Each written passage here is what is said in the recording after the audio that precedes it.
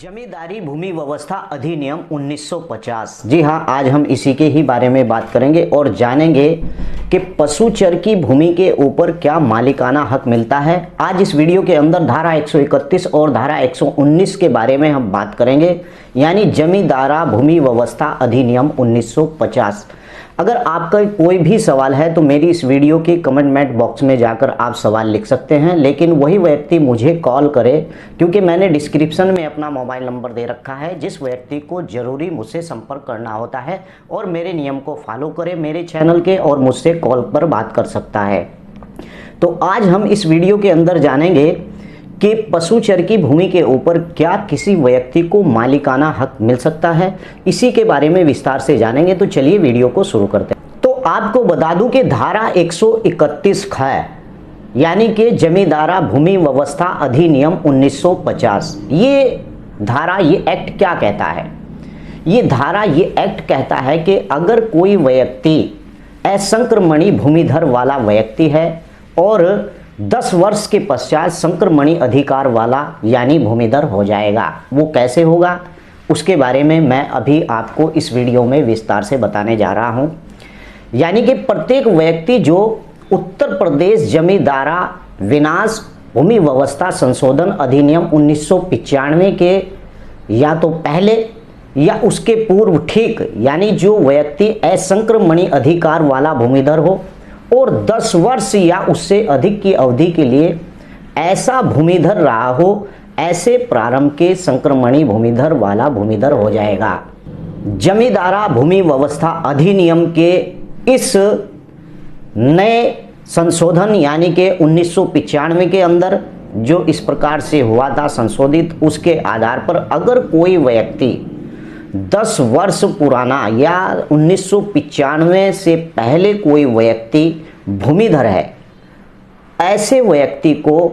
यानी मालिकाना हक उस भूमि के ऊपर प्राप्त हो जाएगा। धारा 131 है इस बात का वर्णन करती है। अगर आपको लगता है कि ये वीडियो में मैं अपनी ओर से बता रहा हूं तो इसकी PDF कॉपी भी मैं आपको इस वीडियो के नीचे उपलब्ध करा दूंगा, क्योंकि कुछ लोगों को विश्वास ही नहीं होता है। जो मैं बोलता हूं वो कहते हैं कि ऐसा नहीं है, और ख़ासकर ऐसे विद्वान हैं जो मेरे चैनल को देखते हैं और उस पर उल्टे सीधे कमेंट करते हैं। इसीलिए मैंने अब अपनी वीडियो के नीचे उस नियम की PDF भी देना शुरू कर दिया है, ताकि उसे भी पता चले कि वास्तव में तुम पढ़ते नहीं हो और हम जैसे लोग पढ़ते हैं। तो मैं इस वीडियो के नीचे उसका PDF भी दे दूंगा। खैर चलिए, मैं आपको विस्तार से और जानकारी दे दूं कि प्रत्येक व्यक्ति जो उपधारा 1 यानी जो मैंने बखान किया धारा 131 और ऐसा असंक्रमणी अधिकार वाला भूमिधर हो, ऐसे प्रारंभ के पश्चात संक्रमणी अधिकार वाला भूमिधर हो जाता है, तो असंक्रमणी अधिकार वाला भूमिधर होने के 10 वर्ष की अवधि की समाप्ति पर संक्रमणी का अधिकार वाला भूमिधर हो जाएगा। बिल्कुल धारा 131 ख के आधार पर। अगर आप सोचते हैं कि आपको भूमि का पट्टा मिला था, आप जो है उसका मालिकाना हक नहीं ले पाए हैं, बहुत से लोगों के मुझे कमेंट्स और मेरे मोबाइल पर फ़ोन भी आते हैं, बेवजह फ़ोन भी आते हैं। कहते हैं कि अकरम भाई, हमें एक पट्टा हुआ था और पट्टा होने के बाद हमें आज तक भी मालिकाना हक नहीं मिला है। आप अपनी वीडियो के अंदर बताते हैं कि मालिकाना हक मिलता है, मालिकाना हक मिलता है धारा 131 क के आधार पर। तो इस वीडियो के अंदर मैं यही बताने जा रहा हूं कि कैसे व्यक्ति को किस भूमि के ऊपर मालिकाना हक मिलता है। और इस वीडियो का टॉपिक है, क्या पशुचर की भूमि के ऊपर मालिकाना हक मिल सकता है? जी हाँ, मैं इसे बाद में पूरा क्लियर करूँगा, क्योंकि आपको समझ में आना बहुत ही ज़रूरी है। अगर फिर भी आपके समझ में ना आए तो मेरे डिस्क्रिप्शन में मेरा मोबाइल नंबर है, लेकिन मेरे चैनल के नियम को फॉलो कर ही मुझे व्यक्ति कॉल कर सकता है। अगर चैनल को मेरे फॉलो नहीं करते हैं तो वीडियो के डिस्क्रिप्शन, वीडियो के जो कमेंट बॉक्स है उसके नीचे आप अपना सवाल लिख दें, मैं उसका सवाल का जवाब देने की पूरी कोशिश करूँगा, और सभी लोगों के मैं सवाल के जवाब भी नहीं दे सकता हूँ। अब इसी नियम धारा 131 है जमींदारा भूमि व्यवस्था अधिनियम 1950 की उपधारा क्या कहते हैं, इसके बारे में भी जान लेना चाहिए कि इस अधिनियम की किसी भी अन्य उपबंध में दी गई बात के होते हुए और कोई व्यक्ति उपधारा 1 यानी धारा 131 और उपधारा 2 जो मैंने बताया कि इसके आधार पर मालिकाना हक मिल सकता है के अधीन संक्रमणी अधिकार वाला भूमिधर होने के पश्चात यहाँ पर वही बात आ जाती है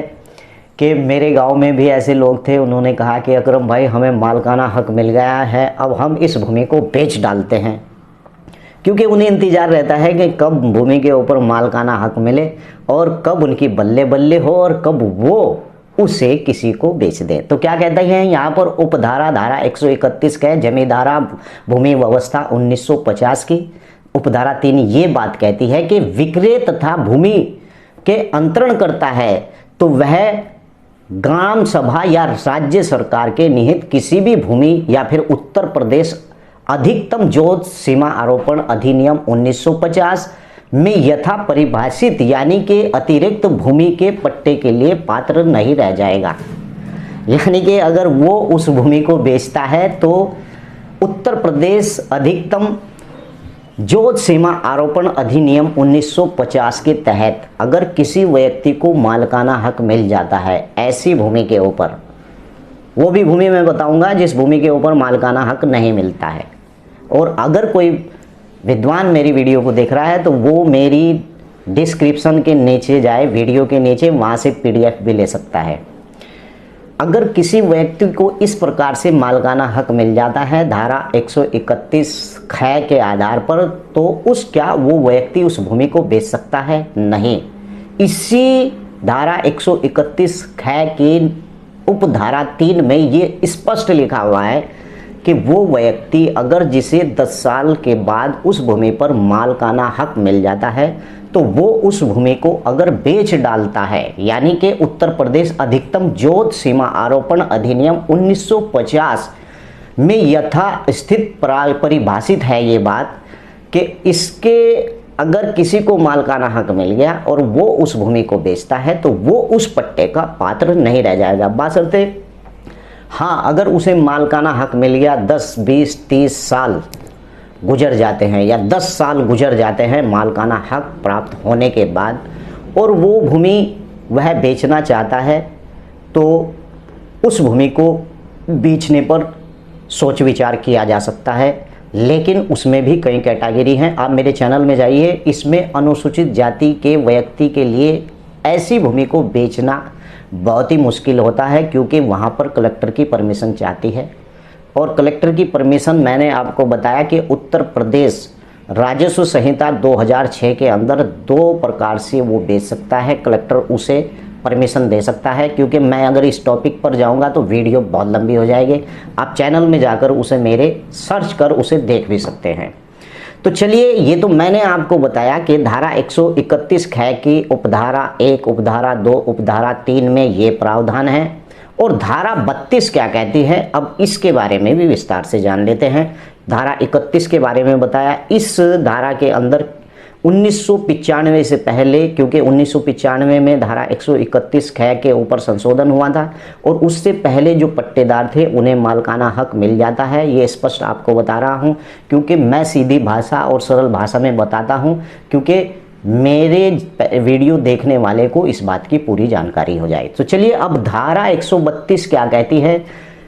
क्या पशुचर या इस प्रकार की भूमि के ऊपर मालिकाना हक मिलता है या नहीं, वे कौन सी भूमि है जिनके ऊपर मालिकाना हक बिल्कुल भी नहीं मिलेगा। धारा 132 यानी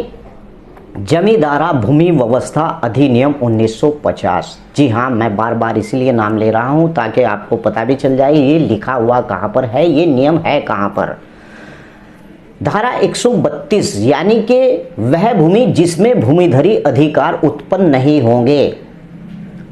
और धारा 131 में किसी बात के रहते हुए, किंतु धारा 119 जैसे कि मैंने शुरू में वीडियो के बताया था कि मैं धारा 131, धारा 132, धारा 119 के बारे में इस वीडियो के अंदर बात करूंगा और बात करूंगा कि कैसी भूमि के ऊपर मालिकाना हक मिलता है, कैसी भूमि के ऊपर मालिकाना हक नहीं मिलता है।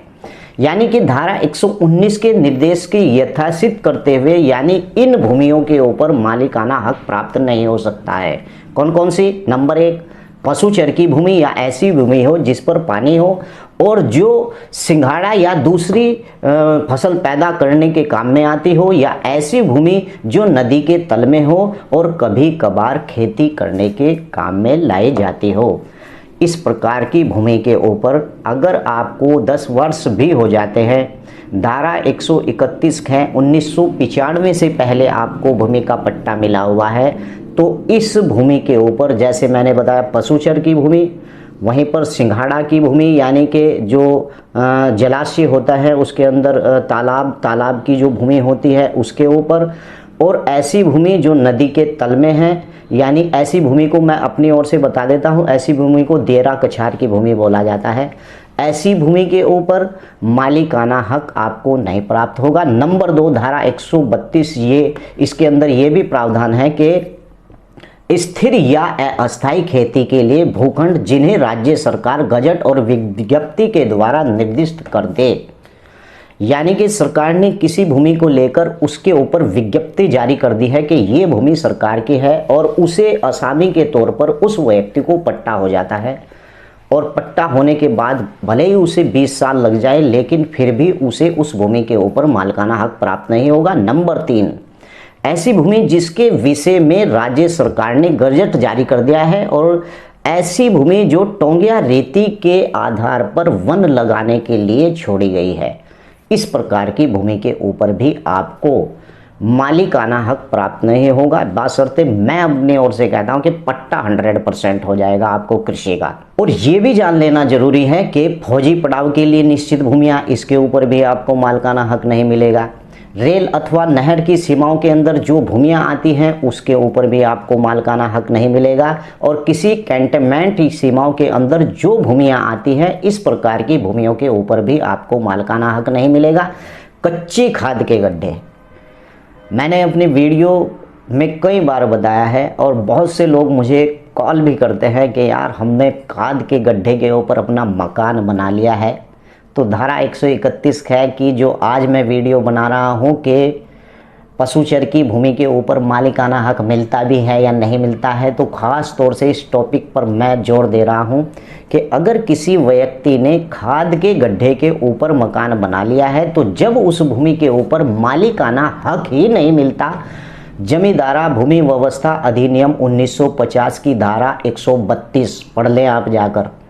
जब उस खाद के गड्ढे की भूमि के ऊपर मालिकाना हक ही नहीं मिलता तो भैया आपने अगर मकान बना लिया तो आपको कहाँ से मिल जाएगा। यानी कि कच्ची खाद के अक्षेत्र या खत्ता और ऐसी भूमि सम्मिलित हो जिनकी स्थिर स्वामित्व स्थानिक या अधिकारिकी में हो, इस प्रकार की भूमि के ऊपर मालिकाना हक नहीं मिलता है। या फिर यूपी टाउन्स यानी कि इम्प्रूवमेंट एक्ट 1919, जी हाँ, की धारा 42 के अधीन जो स्वीकृत योजना के अनुसार किसी टाउन्स इम्प्रूवमेंट ट्रस्ट या फिर अर्जित भूमियां अथवा यूपी नगर पालिका अधिनियम 1916 की धारा 8 और खंड कै अथवा उसके ग में उल्लेखित जो प्रयोजन निर्मित और जो नगर पालिका के द्वारा अर्जित भूमियां हैं, और उत्तर प्रदेश जो चकबंदी अधिनियम 1953 के अधीन सार्वजनिक प्रयोजन के लिए छोड़ी गई भूमियां हैं। इस प्रकार की भूमियों के ऊपर मालिकाना हक मेरे भाई नहीं मिलता है। और अगर किसी राज्य सरकार के द्वारा इस प्रकार से कोई नया कानून लाया जाए तो उसकी बात दूसरी है, उसके ऊपर अगर मालिकाना हक, वजह से उत्तराखंड के अंदर अभी जो है एक कानून जारी किया गया था लेकिन वो लागू नहीं हुआ, नजूल की भूमि पर ऐसे लोगों को मालिकाना हक दिया। लेकिन मैंने सुना है कि पिछले अभी 8 या 10 नवंबर को जो है उत्तराखंड सरकार ने उस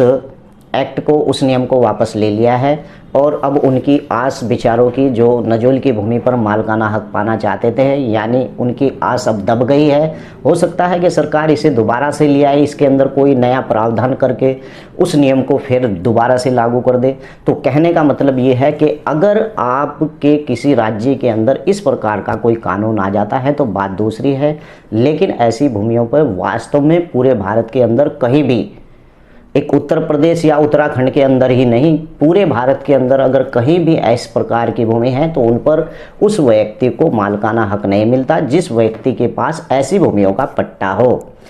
और आपको यहाँ पर मैं स्पष्ट बताता चलूँ कि ऐसी भूमियाँ जो इस धारा के अधीन यानी इच्छादित हैं और भूमि प्रबंधक समिति द्वारा असामी के रूप में आवंटित की जा सकती है। यानी कि जिन भूमियों धारा 132 यानी जमींदारा भूमि व्यवस्था अधिनियम 1950 की धारा 132 के बारे में मैंने आपको बताया कि इस प्रकार की भूमियों के ऊपर मालिकाना हक नहीं मिलता, लेकिन भू प्रबंधक समिति असामी के रूप में आवंटित की जा सकती है। यानी कि भू प्रबंधक समिति, ग्राम पंचायत, ग्राम समाज ऐसी भूमियों को जिन पर मालिकाना हक नहीं मिलता यानी कि आवंटित कर सकती है पट्टे के आधार पर, परंतु धारा 197/2 के कारण किसी भी तालाब, जलाशय तथा अन्य भूमि या आसामी के रूप में किसी भी व्यक्ति को स्वीकार करने का अधिकार इस अधिनियम के अधीन निर्मित नियमावली के नियमित की जाती है। तालाब, जलाशय और अन्य भूमि आवंटन अधिनियम की धारा 126 के अधीन जारी किए गए शासकीय आदेश पर शासित होगी। अगर आवंटन होता है तो वो शासकीय आदेश 126 के आधार पर ही उसका आवंटन हो सकता है। और अगली वीडियो में मैं आपको मैं एक बात और बताना भूल गया था कि इसके अंदर बखान है कि धारा 132 और धारा 131 के अंदर धारा 119 क्या है, धारा 119 ऐसी भूमियाँ उनके ऊपर भी मालिकाना हक नहीं मिलता जिसमें मेला, हाट, बाजार, जिला परिषद इस प्रकार का, यानी कि जो भूमि इस प्रकार से छोड़ी गई है यानी कि पीठ लगाने के लिए या हाट बाजार के लिए, ये धारा 119 में इसी बात का बखान है। तो ऐसी भूमि के ऊपर भी मालिकाना हक नहीं मिलता है। जैसे होली दहन की भूमि, ये सार्वजनिक भूमि होती है, ऐसी भूमि को कोई व्यक्ति कब्जा लेता है उस पर भी मालिकाना हक नहीं मिलता है। तो चलिए अगली वीडियो में मैं बताऊंगा कि आसामी की भूमि का पट्टा किस प्रकार से मिलता है, लेकिन उससे पहले आपसे मेरी गुजारिश है मेरे इस चैनल को आप लोग यार सब्सक्राइब कर दें और साथ में बेल आइकन की घंटी को दबाना ना भूलें। जय हिंद, जय भारत, खुदा।